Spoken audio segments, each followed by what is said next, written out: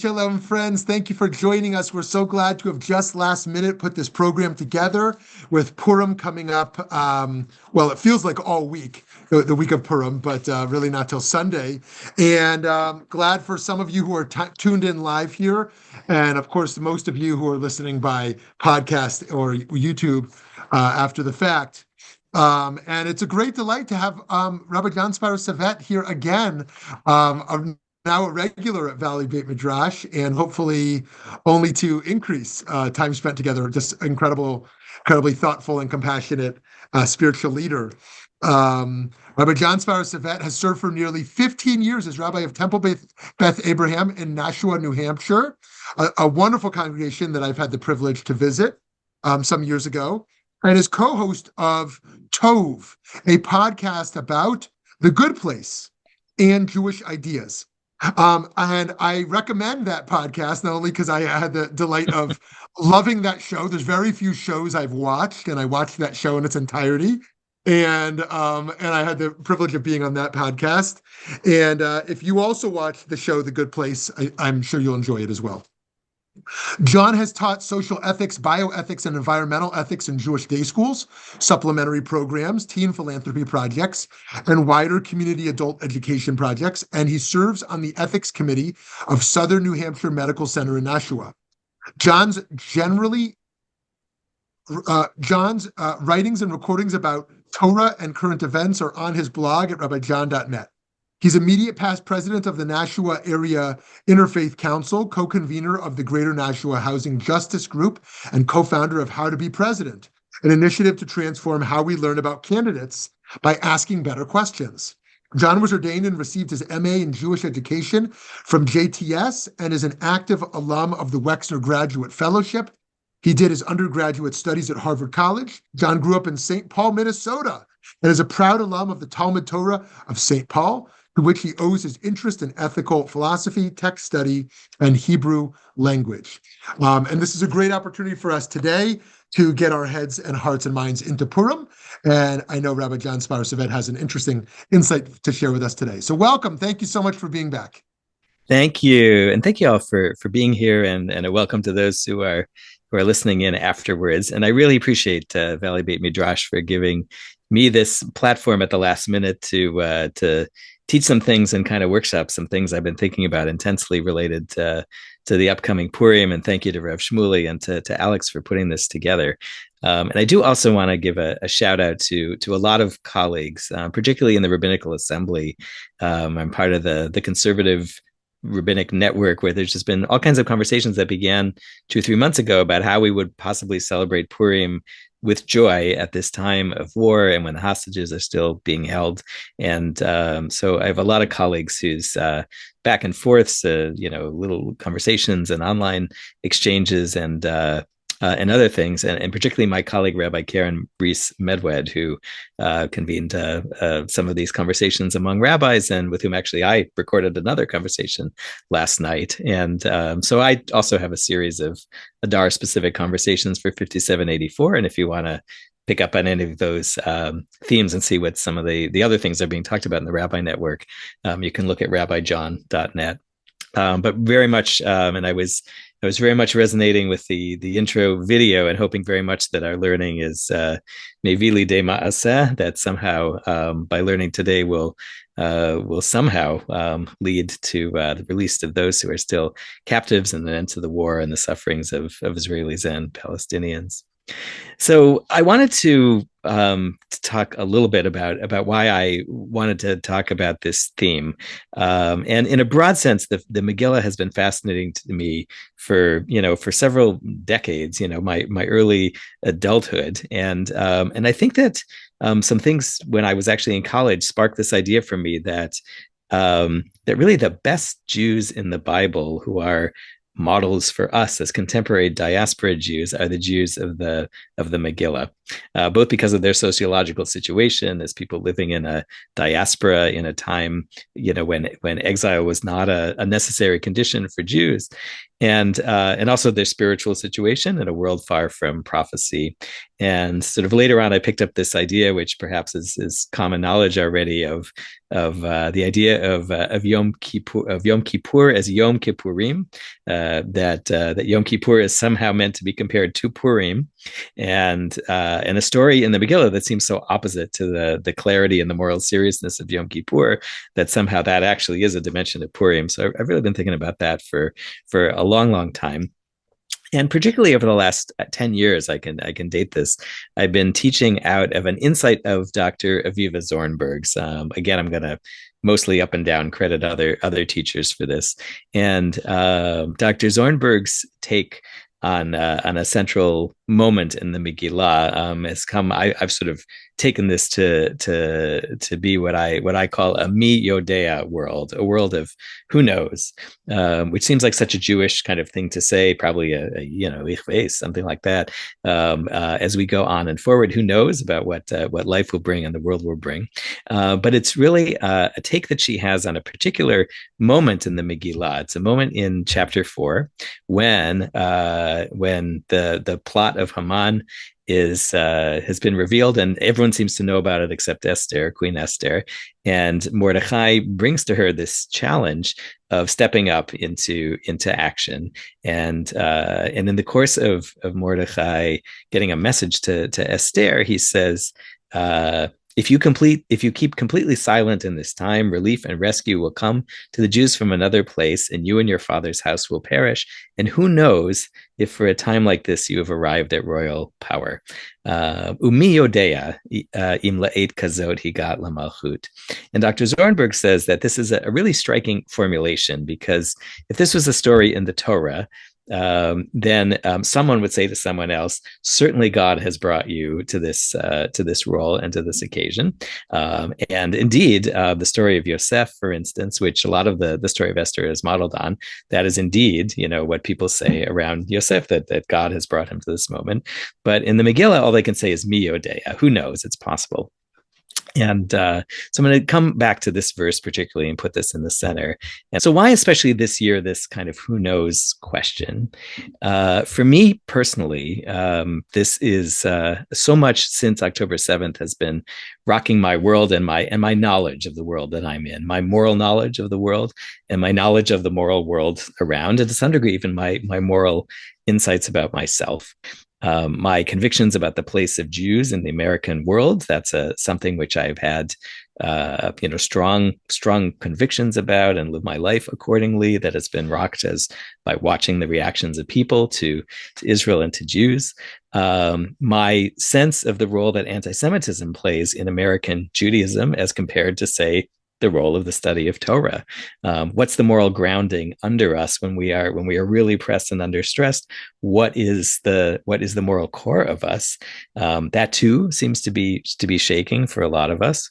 And also, among other things, questions I've been having about the moral explanations that I always give when Israel is at war and how Israel goes to war. These are just a little bit of, and I'll loop back to them too. And maybe you all as well have some things that you consider to be some of the moral shaking, which has been happening since October 7th, not just around us, but within us as well. So what I want to do is to get back to that moment in the Megillah and also a couple of Talmudic texts. But first, I want to bring in something that may strike you as a bit from left field, and it is something that happened really to one individual in a way. 10 years ago, actually, right before Purim of 5774 in 2014. And this happening, I learned about from our colleague, Reb Shmuli's, and my colleague, Rabbi Asher Lopatin, who brought to light right before Purim 10 years ago this story. And the story had to do with a gentleman who was a Jewish businessman, American Jewish businessman, who was traveling internationally in the winter and spring for business. He was a frequent traveler. And I believe in this particular time, he was going to be traveling, among other things, from Los Angeles to Australia and eventually to a business meeting in Beijing, with a stop in Malaysia, in Kuala Lumpur. and the conference was on a Sunday. And so this particular gentleman, his name is Andy, we know his name, wanted to fly on Saturday, spend the extra day in Malaysia, and get just in time to China for this conference. And his Israeli travel agent, who is Orthodox, said, I won't book that flight. You're Jewish. I know that you're Jewish. I won't book a flight for you on Shabbat. If you want to take a flight, you can do it, and I'll arrange the rest of your flight. And Andy, this traveler, arranged his own flight. And for some reason, at some point, a number of weeks before he was supposed to travel, he called his travel agent and said, "You know what? I'm not going to fly on Shabbat. I'll fly to Beijing on Friday, and you can book my flight. And if you have any ideas of where a person could spend Shabbos in Beijing, you can let me know." And the reason this, otherwise, random business traveler story is anything worth mentioning is that the very weekend that this particular Jewish traveler did not get on the Malaysian Air's flight, it was the day he would have been on Malaysian flight 370, which was the flight that 10 years ago took off and disappeared, and has not been found, and everyone was presumed to have been lost. And Sheyeh Zichram Baruch, that all their memories somehow be a blessing, and their families have still not gotten comfort and closure for that. But Rav Asher found out about this via a blogger, a travel blogger named Dan, who has a site that still exists today called Dan's Deals. It turns out that Dan is not just a travel maven and a discount maven, but an ordained rabbi as well. He's worked in this business of hunting bargains, particularly in travel, for years, and he knows the travel agent who shared with him this story before Purim, and so, he lifted this up as an interesting story about someone who made kind of a choice out of religious values that if you want to say, saved his life. And there was some kind of reaction to this on the site among Dan's readers, and so he went back to this story, and he kind of told what the outcome was of this. There was this traveler named Andy who may or may not have been religious, presumably not a tremendously religious Jew if he was going to be traveling on Shabbat. And what we know about Andy is that his immediate reaction to all this is, my flights back home are not yet all arranged. I want to make sure you never let me travel on Malaysian Airlines again. And we have the travel agent who said, somehow God and Shabbat saved you. There's some fashion in which that happened, and you owe them something, meaning you owe God something and you owe Shabbat something, whatever that means. And then there was Dan, the blogger, who said two things kind of in response to people who thought that what he might have been saying is, look, there's a kind of easy morality play here, which is that you do good things, you follow the law, you follow the covenant and the Torah, your life will be saved. And he says that's not what I'm saying at all, because I know the world doesn't work that way. But I do observe two things. One is that one person's life was saved. One person is alive who would not otherwise have been alive but for this scenario. And we know, and Dan quoted the Gemara, the Mishnah, and said, anyone who saves a single life, it's as though they've saved an entire world, an entire universe. So in other words, Andy's life and saving his life was an absolute good. And that good doesn't go away, even though all the other people died. And the other thing that Dan said was that all of this happened because there was a person who ran his business according to his values, who put his values over making the extra buck of commission on this ticket. And he would not sell the ticket for a Jew to fly on Shabbat. And somehow there's some significance to a person being willing to live out their values in this way. And so I really have been sitting with this as something that's kind of on this edge of the moral coherence of the universe that we crave. There's something about that story that really seems to beckon to us, as it's beckoned to Dan's readers, that we should have some way to sort this out. There was something good and something bad that happened, and somehow the good is tied to something about the Torah, maybe God, and we sort of run in this circle where we, on the one hand, we know that that's not how the world works, and we know on so many levels that's not, and we know so many more people died that day than the life that is saved, but but here we are.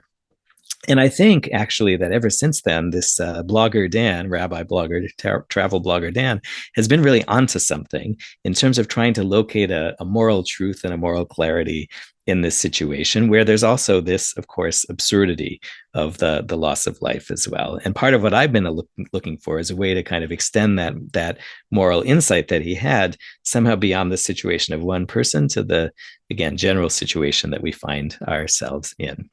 So I want to kind of loop back because Dan is sort of my Rav about these questions. So let's go back to this world of after October 7th and Purim and the Megillah. So again, I think that we meet at a time when Purim is hard to celebrate because of things that are happening, and it's not only the suffering that we continue to have and continue to see, but also the sense that that some things have been lost, or that we're concerned are being lost in terms of our own moral perspective on the world. And some of the things that for me have been kind of turned upside down are one thing, of course, relationship to other people in non-Jews in my world and on campuses. So I'm the rabbi in a small community where I'm basically the only rabbi for a small radius, and my colleagues and my close colleagues, my dear colleagues, are ministers and non-Jewish clergy, and they are my peer group and my spiritual and intellectual connections locally. We do so many things together, and like a lot of people, I was just shaken to the core at who didn't come to me and to come to try to hold up me and my community right after the October 7th atrocities. And I'm the parent of a college student who's on a college campus where things have been terrible for Jewish students. And I said, with all the wisdom I thought, at the beginning of October, as there were so many protests about what Israel is doing or the very reality of Israel, I said, we have to take care of ourselves, and we have to be able to mourn and to grieve. And anybody who's really serious about that will still be here in a couple of months protesting, and we'll see how many people are still protesting. And of course, boy, was I wrong about the moral character of that.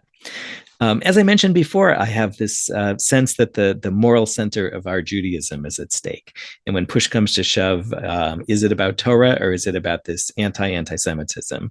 And I've staked really my life, my career on a view that it's Torah. And what does it mean for these changes within our community? And perhaps, are they temporary, under stress? Are they permanent? What about my view about the morality of war, which I take from Michael Walzer, the great ethical philosopher and Jewish ethical philosopher?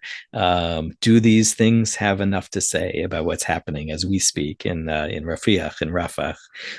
Can I continue to vouch for everything about Israeli morality, soldier morality, and morality in society? How is it so hard, and how is it so suspicious to try to hold a commitment to human life that's partly based on loyalty and group, my concern for Jews, and also to hold a commitment to human life based on humanity and principle, and a sense of a responsibility toward Palestinians who are bound to us as Jews, I think, in ways that maybe no two other different people are linked anywhere at all.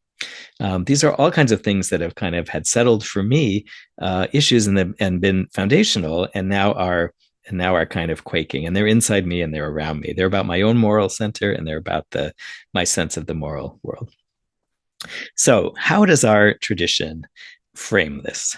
And there's a very important description of the Megillah and of Purim in the Talmud, in the Bavli, Masechet Shabbat, page 88a, if you want to refer to it on the sheet.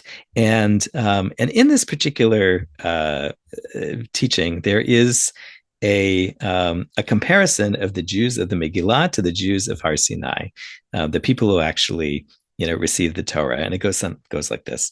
There's a quotation from the revelation at Mount Sinai, Vayit yatzvu b'tachtit hahar.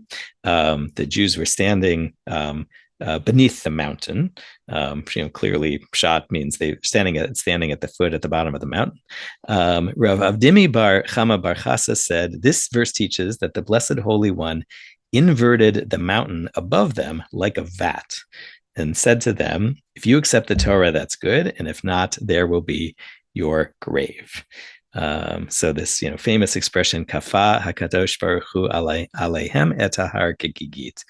There's this vat. It's an unusual word. It may refer to like a vat of wine, and that somehow they were literally standing under the mountain with the mountain on top of them, about to either drop on top of them or drown them with wine, if they didn't accept the Torah. Amar Rav Acha Bar Yaakov. Rav Acha Bar Yaakov said, "Mikan moda'a rabba leoraita." From here, a substantial piece of knowledge about the Torah, and it's usually understood to be, this is a pretty big objection to the Torah. I didn't know this. If I had known this about the Torah, I'm not sure I would think that I was in a valid covenant. Rava said, even so, they went back and accepted it in the days of Achashverosh, as it is written at the end of the Megillah. The Jews fulfilled and accepted. Kiyamu v'kiblu haYehudim. They fulfilled what they had previously accepted. So there's a sense that the covenant, the moral basis of the covenant is tenuous in the time of the Torah and less tenuous in the time of the Megillah. And we think of the Megillah as describing a completely topsy-turvy world. In fact, sort of a tipsy world. There's drinking everywhere, and that's kind of the basic state of things in the Megillah. Things lurch from good to bad to good. Who's on top? Whether it's moral actors or evil actors, and that's the basic reality of the Megillah. However, in this particular sugya, the Torah is described as the thing that's drunken or inverted or upside down.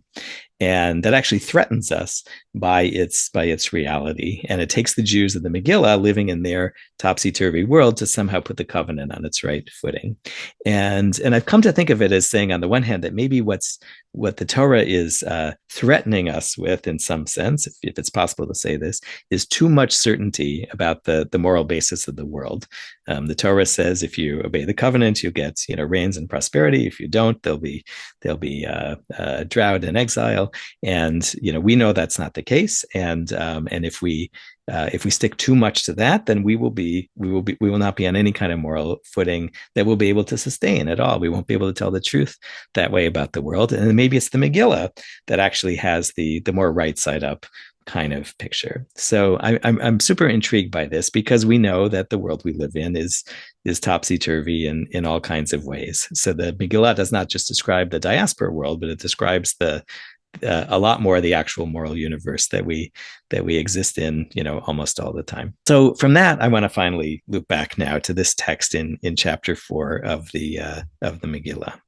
So in chapter 3 is where the advent of Haman and the edict, and it goes out everywhere, and everybody in Shushan, all the Jews of Shushan, are just astounded, dumbfounded, frozen, not knowing what to do. And Mordechai is walking around in sackcloth in front of the palace, and Esther has no idea what's going on. And eventually they exchange messages. And starting in verse 10 of chapter 4, we get this, that because Mordechai wants her to intercede. Esther said to Hatach to command Mordechai, all the king's servants and the people of the king's provinces know, Kol avdei hamelech ve'am medinot hamelech yod'im, that any person, man or woman, who comes to the king to the inner court without having been summoned, there is one law for him: to be put to death.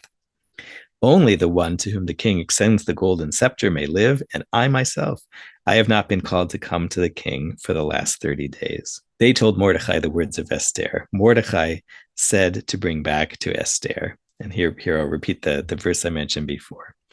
Do not imagine in your soul that you of all the Jews may escape to the house of the king.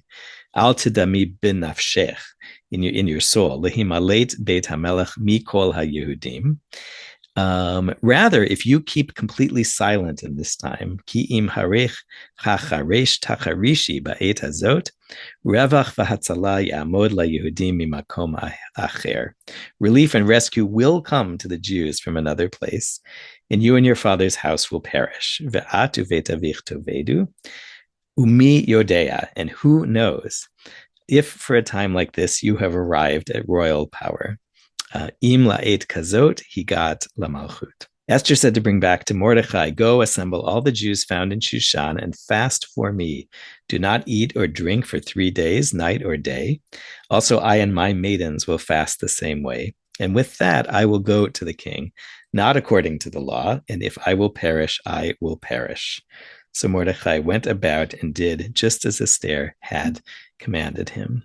So if you are looking at this, and even if you're off the screen, and if you want to, I'll give a moment for you to gather your thoughts, and we talk a little bit about what is it that seems to be known and unknown in this situation. What does Mordechai know and not know? What does Esther at this moment know and not know? And what does it mean, or what does it feel like? Even how is experience knowing and not knowing? So I'm thinking about what is known. The first thing that Esther says she does know is that there is this law from the king that you cannot go to the king, and everybody knows this law. It may be that right, everybody knows about the edict of Haman, and everybody knows that you can't go and see the king. That's ruled out. There's no exceptions for, I don't know, moral courage or something like that. And she knows this in her bones, in the sense that she knows that she's in danger. It's not just that she knows this, but that there's no way that she doesn't experience this as a threat to her life, to her body. This is the story. And interestingly, in this section, I really hadn't noticed this until this year. Mordechai has something which he says he knows and something which he doesn't know. And so the first thing that Mordechai says is, he seems to say, I know that this problem is not gonna endure forever, and that this edict of Haman will not wipe us all out. Someone is going to come. There's going to be some other source that is going to save us. It's either going to be you or it's going to be someone else. And I've been sort of wondering and pondering whether he actually knows this, or whether he just sort of floats himself on kind of an intellectual and moral loan to himself, that he wants very much to think that is the case, or whether he really knows it. And then what he thinks might be possible, mi Yode'a, that's his statement. Who knows if maybe this is why you have power. He knows that Esther has become the queen and has malchut, has some majesty and maybe royal power to her. And but he doesn't know if for sure he can say that this is why she is there, but that there's some value to thinking that this might be while she's there. And at that moment, I think it seems like something clicks in Esther, and because she then sort of comes to know something else out of this conversation. She has this entourage of Persian girls, and she realizes that they're not her people, but they've sort of become her. They belong in some sense to her. Or maybe they're attached to her in some way. And she realizes, well, I can't get out of the palace to go be with all the other Jews and fast and march or whatever. But I have these people, and maybe they can be my people. Maybe I can start by enlarging my circle. Maybe it's true that maybe if I go to the king, I might be killed. But But these other people, and Rabbi Reese Medved said this to me the other night. Maybe these people owe me things. They actually do look to me as a person of power, and if I ask them to stand by me and do something with me, they will. And she, some kind of awareness is activated. This reminds me very much of another situation, that the same language. I don't know if it's the only other place it's mentioned in Tanakh, but you may think of the story of Jonah, which is also on the study sheet, where there it is actually the king of Nineveh, when he hears Jonah's decree. And again, Jonah's decree is very certain, like in 40 days, this place is going to be destroyed, turned upside down. Here we go. It's the same word as in the midrash and in the Megillah.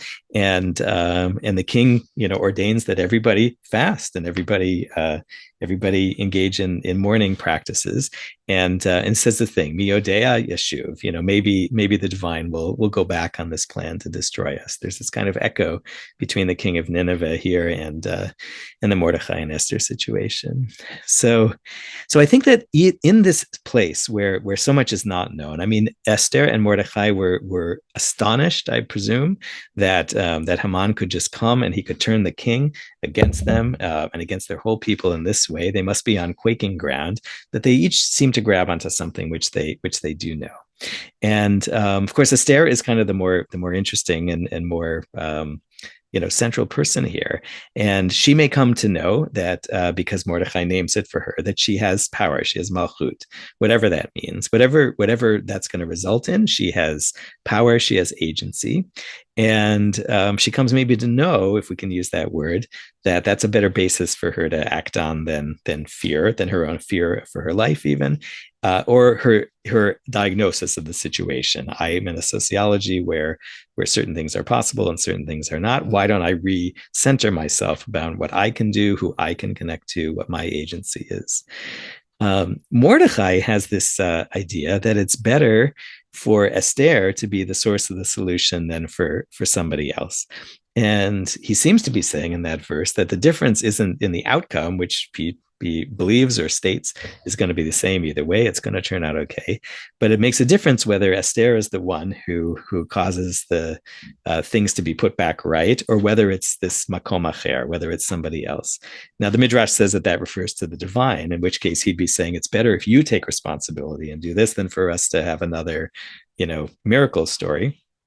And I have to say, I've really been sitting with this lately because, especially right now, as we sit here on March 18th and this far into the war and this discussion of what's going to happen next in perhaps the last major operation in Gaza, where it seems like if it doesn't happen, if there's not going to be the next level of humanitarian catastrophe in the Rafiah area, it's going to be, I worry that it's going to be not because of Jews and Jewish decisions, moral decisions, but because the American government puts pressure on, and that President Biden or something like that will somehow be seen as the moral leader by others, and then by us, that we would look at ourselves and say, well, we didn't do that. We got to the same outcome, but we didn't do that. And even Bigadol, in the bigger scheme, that if some kind of God willing peaceful resolution comes, that it won't be because of us, it'll be because of someone else, and that there's something better about it coming from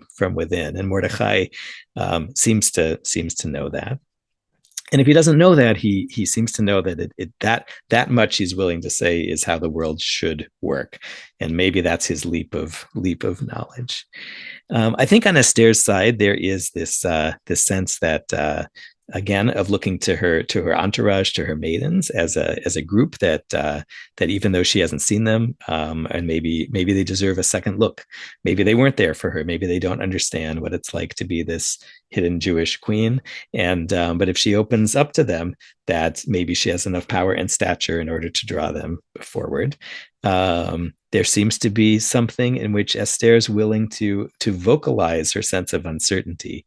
Kasher avadati, if I am going to perish, I will perish. That could happen, and that you have to say those kinds of things out loud. That it's very important not to overstate what one can know, and somehow an articulation of that out loud is part of also a statement of commitment and conviction, just sort of spinning out some kinds of things. And one thing that, again, my colleague Rabbi Rees Medved said yesterday is that there's something about this 3 days that Esther takes, and her take is that Mordechai is a frenzy of energy. He's walking around town. He's constantly looking to get information and to share news and to change things. And Esther is the one who's able to slow down and say, well, the way things look today may not be the way things look in 3 days. And indeed, in the Megillah, things unfold. She has several meetings before finally she comes up with the decisive thing. And that part of our moral knowledge is a sense that it is evolving.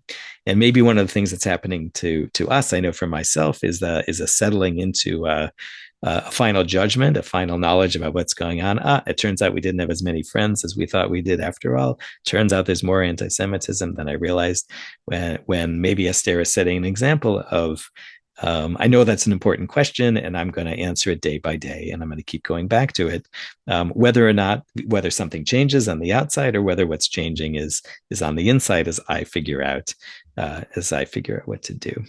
So I think that this, in our time, it's a very important passage. It's probably one of the central passages of the Megillah to go back to this year, especially because we're not in a situation where we can say the destruction and the decrees and the violence are over. So we have to look about the middle part is where we're going to locate ourselves. And so I would encourage you to go back to that last half, particularly of chapter 4, in your own reading and preparation of the Megillah.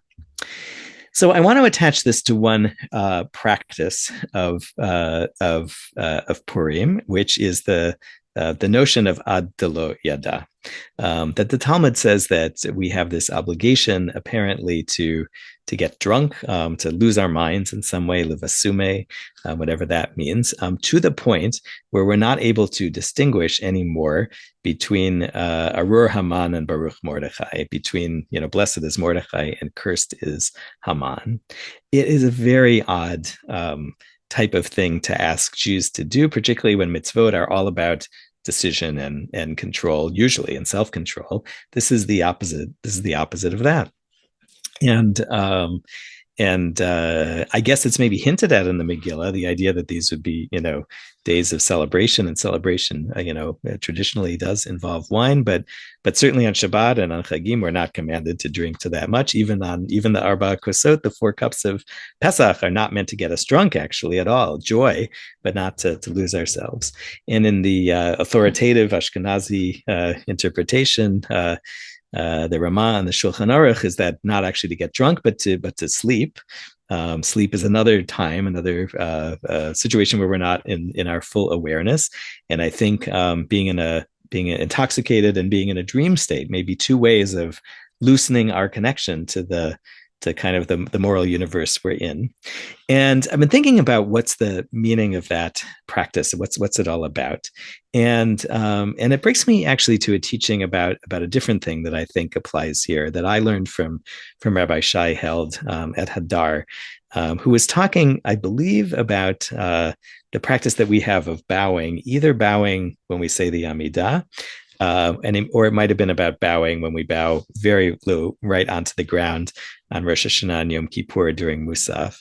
And forgive me, I didn't draw the last teacher who's I should really be quoting, that Shai brings this from, but who says that really the point of the bowing is not the bowing. It's not the sense of being overwhelmed, in that case by the divine power, but it's actually the act of standing up. So we can experience ourselves standing in the presence of the divine, ready to receive our charge.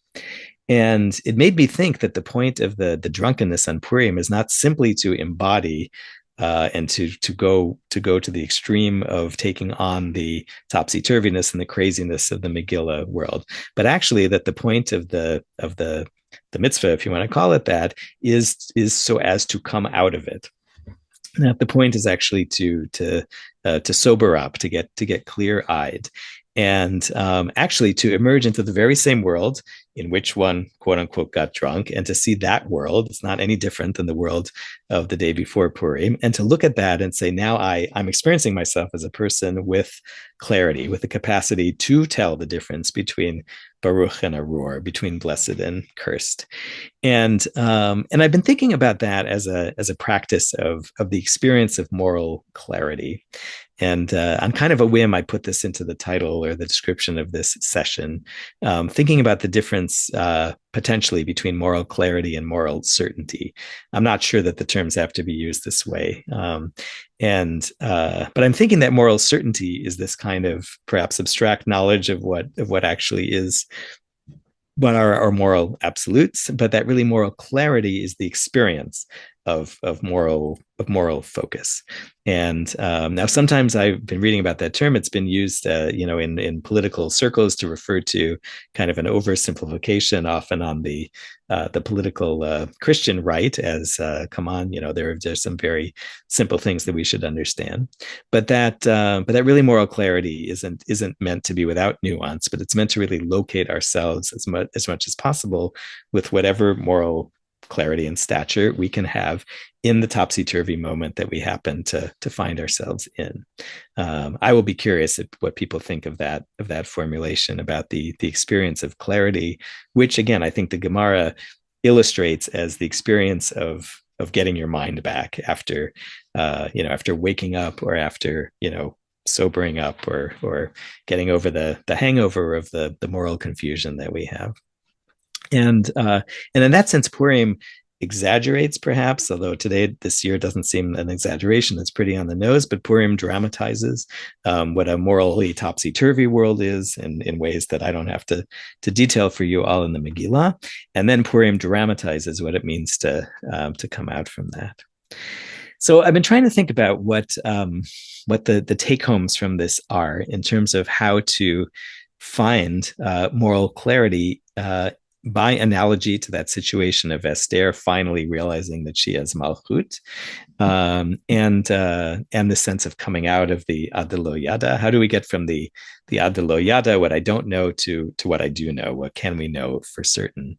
And so I have a list of takes, I think, that are that I just wanted to share with you, and certainly feel free afterwards to ask me any questions or suggest any things. And a lot of this goes back to Dan, the blogger, and what I learned from him. So one is that this may sound like just that knowledge, moral knowledge, in a morally confusing time is an existential leap. It's a declaration about myself and what I'm going to take. And the Gemara that says that the Jews of the Megillah are the ones who really authoritatively created the covenant, we're saying that in some sense, like we know this is the world that we're in. Not everything in the Torah not everything goes according to the logic of the Torah's picture of the world of exile and return. But we're gonna affirm our responsibilities under the covenant, even though we don't hold God to rewarding and punishing us in that scheme. That's an existential leap from within. But I think there's also this sense of outward, that Esther's sense of moral clarity comes from her willingness to look at not just at what the outward world is doing, but what her stance is and how she can affect that. So there is the sense that she has power, that it can still shape the moral world. That's her statement of malchut. That's what it means. That's what she hears Mordechai say. And indeed, in the situation I began with the travel agent, in that situation, this person didn't take on to make the entire world Shomer Shabbos, or to make every businessman someone who would run their world with values over profits in mind, but nonetheless realized that there was an opportunity to make a moral statement of conviction, and not make this particular deal or this particular sale, and that is a power that can have an effect not only on the person whose life was saved, but all the people who then read about that and heard about that afterwards. I think that part of the moral clarity and coming to that in a crazy time and world is to remind ourselves that there are some basic certainties, and that we should articulate them and remind ourselves that we know them. And again, this is what Dan, the blogger, had to say. He said, I know that there's an infinite value in saving human life, and I know it's a good thing for people to stand on their values and lead their lives and their businesses that way. And this would be a time when we should think, and it goes for the Israeli situation and the American situation, about not center only the moral topsy-turviness in our world, but to remind ourselves about what our certainties are. Maybe it's in our locale, maybe it's in our Jewish communities, maybe it is the way in which we embody our sense of a belief in the absolute value of every human. How is that looking? How do we still hold that? How do we hold that when other people don't seem to hold that toward us? But to really articulate and try to ground that in some sense of conviction and agency. Another thing, I think, and again, I mentioned this before with reference to my colleague Karen, is that moral clarity isn't something that's achieved and then you stop. It's actually not about trying to simplify and sort of lock down, but it's something you have to revisit in Esther's 3 days, or after the first meal with Haman and the king, or the second meal, and that one shouldn't get locked in for all time. The sense of the mountain being held, and you have to say yes or no right now. That's not the definition of moral clarity. Moral clarity actually means the ability to hold one's convictions and to and when you lose your grip on them, not to worry that every one of them is slipping out of your hands. I think also that there's a sense, and I got this from the great Sarah Wilkenfeld of Sepharia, that actually the more commitments and certainties we have, the more grounded we can be in our questions and in our stretching. She gave a wonderful vort on Parshat Va'era, talking about the difference. We want to compare the Sinai generation to the previous generation, or the generations of the Avot, that the patriarchs were so certain that they could never explore the broader implications of things. And actually our certainties about what Jewish values mean in these times, it's a sign of our certainty and I should say a sign of our clarity, that we can then ask questions about the conduct of the war and the way in which Jews act in a way that's a kiddush Hashem, that brings good to the divine name, and that's actually not a weakness to ask these kinds of questions, but actually is a revelation of our own moral strength. And I think then at the end of the Megillah, where we have these really interesting practices of mishloach manot and matanot le'evyonim, that part of the answer that Esther gives to what happened is that we should go back and we should tell this story, but when we tell it, we should find ourselves in acts of generosity that don't just reflect our values, but actually build, that make people who are suffering in our community have continued to suffer less in an ongoing way, in the moment, in an ongoing way, and that we look to find out who really our neighbors are, in the same way that Esther looked and found new neighbors, perhaps, but also the neighbors in our community we've neglected, that we should kind of do that as we're telling the story of moral inversion and setting right. There's, I think, a lot more to try to flesh out in terms of why those practices might be practices of kind of embodying a moral clarity, even though they don't seem to be directly about the anti-Semitism question, which the Megillah is about. So those are kind of my set of suggestions that have to do with how one might learn from Esther's moment of trying to move from just being buffeted by a moral world that is topsy-turvy toward one in which she, not just that she acts, but that she tries to find her moral footing, her moral clarity, and it just listed those kinds of things out. So I really think that's where my presentation will stop. I don't know all the answers to the questions that I enumerated about the things that are the moral questions and uncertainties that have risen for me, not just since October 7th, but since January 7th or February 7th or March 7th. But I am very much hoping that by heading more toward the Megillah and toward Purim, I'll be less immobilized and less feeling like I have to pass off to somebody else, some other group, some other teacher, some other Jewish community, to make these decisions for me. And I'm hoping very much that, as hard as it's going to be to celebrate Purim with joy, that I will feel less like I'm living in a place where there's kind of a vat of wine and confusion held over my head about to spill all over things. And I pray very much that we'll be able to use this holiday for joy in ways which are appropriate, for redemption for those who need it the most, and certainly toward our own clarity, moral clarity, in the ways which won't be complete, but at least will be hopefully stronger as the result of this time in our Jewish year. So if anyone has any questions or comments, I'm happy to hear them. Thank you so much, Rabbi Jon. Yes, I see it looks like there might be a question or a comment in the chat, but also if anyone would like to raise their hands and unmute and ask a question that way, we're happy to do that as well. Oh, thank you. I appreciate it. I was, by the way, I received a comment about the way in which I was kind of talking about the young women who were with Esther in the story, which is itself one of the questions I think actually about talking about the Megillah is how we. It's actually, I think it's something we talk about in society. How do we talk about a story written in an idiom of the past and quote it and use it without offending? And the Na'arot, the young women of the Megillah, are I think really do earn the right for the not just earn the right by what they do, but just earn the right by being there, of being considered young women and not maidens, quote unquote, in the translation that I was using. Yeah, Bev. Just my sense of knowing, especially with Esther, that feminine aspect, the Shekinah, is not the knowing with our minds, but knowing with our hearts. And to me, the getting drunk, to me, is like using psychedelics, and the dream as well as putting our consciousness into a deeper place, and to know in that way. For me, being in that place takes away evil and good, I think, is a very patriarchal thing. People off the path and people who are on the path, and seeing them as equally the way the world is.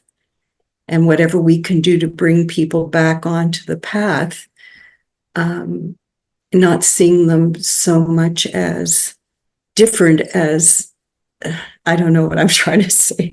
I think I said what I wanted to say. No, I think it's really, I'm really intrigued by that, because it challenges the metaphor the way I was using it. It's making me think about a couple of things. One is that there is this midrash that Haman's grandson, who somehow escapes, or maybe was born, after the 10 who the Megillah says were killed, of the next generation, that Haman's grandson becomes a great scholar of Torah.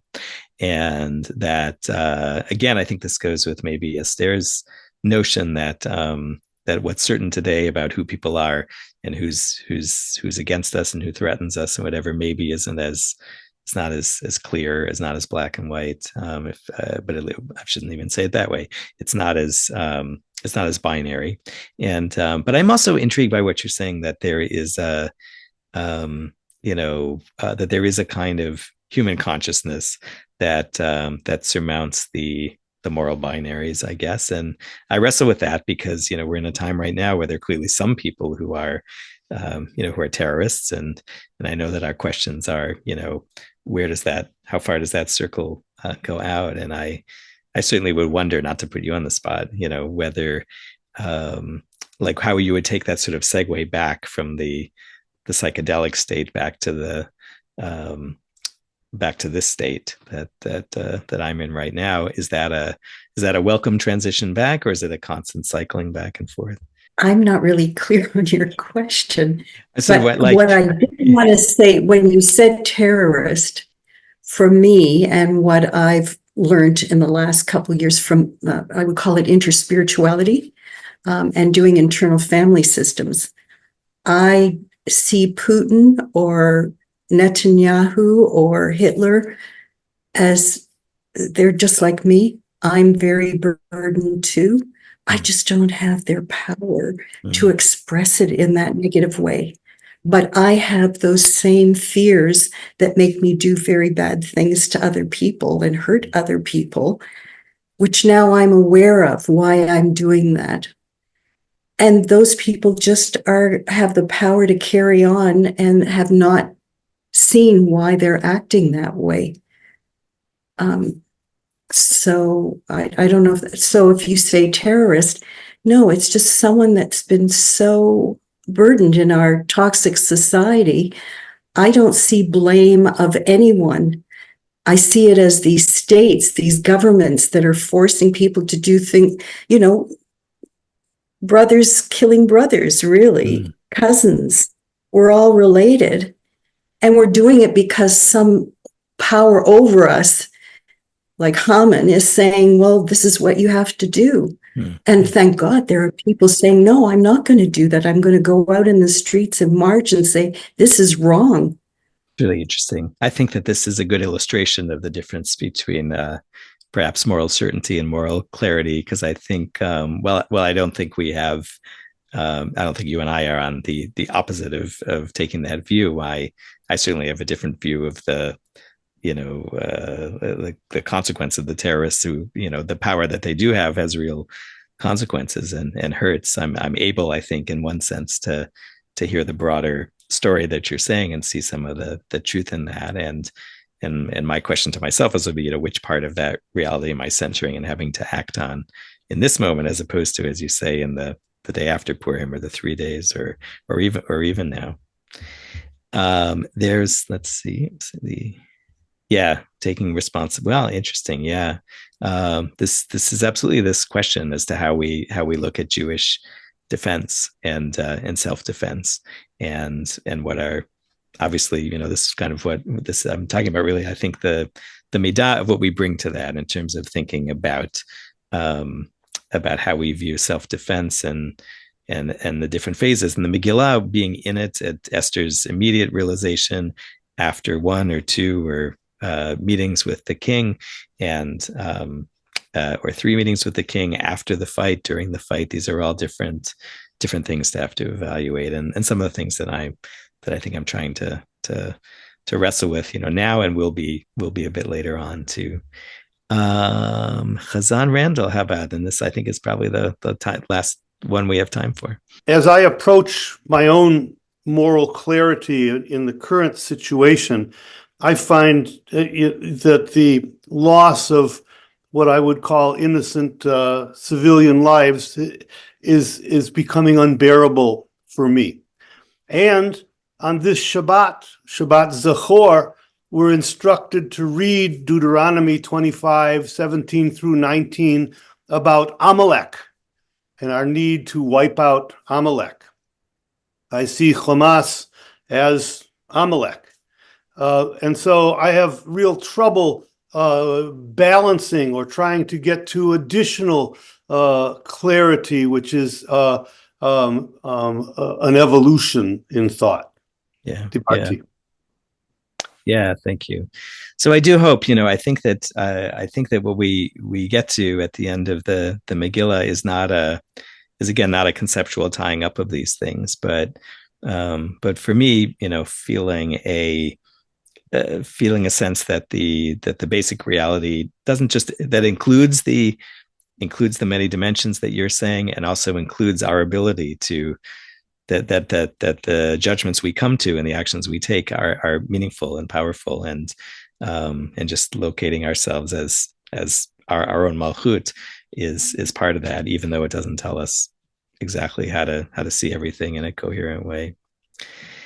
I so much appreciate, again, people gathering. I hope people listening afterwards will get something from this. I want to say, if I can say for 10 seconds on behalf of rabbis everywhere, that if you think about these things, you're certainly not alone. And the rabbis that you may have heard speak on podcasts or in the Beit Midrash here and other things are not the only ones. And I think also knowing that there are communities of people who are wrestling with these things and want to find our moral footing is something that any rabbi would love to hear from you. So go open up a conversation with the one nearest you, if you're connected to one, or the community. And again, thank you to the Valley Beit Midrash for hosting this conversation. Thank you so much for joining us and for leading the class today. And thank you all for joining as well. We do have another class leading up to Purim, if you're able to join. Is Judaism a Religion? New Perspectives on the Old Notion of Dat in the Scroll of Esther, with Dr. Nadav Schiffman-Berman. So that'll be at the same time on Thursday. So hope you can tune into that as well. And thank you all again for being here today and engaging with us. Take care.